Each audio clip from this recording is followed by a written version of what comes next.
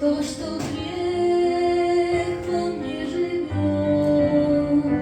верю в то, что ты поможешь и даешь силы идти вперед. Не смогу я здесь прожить и даже дня без твоей милости, Господь.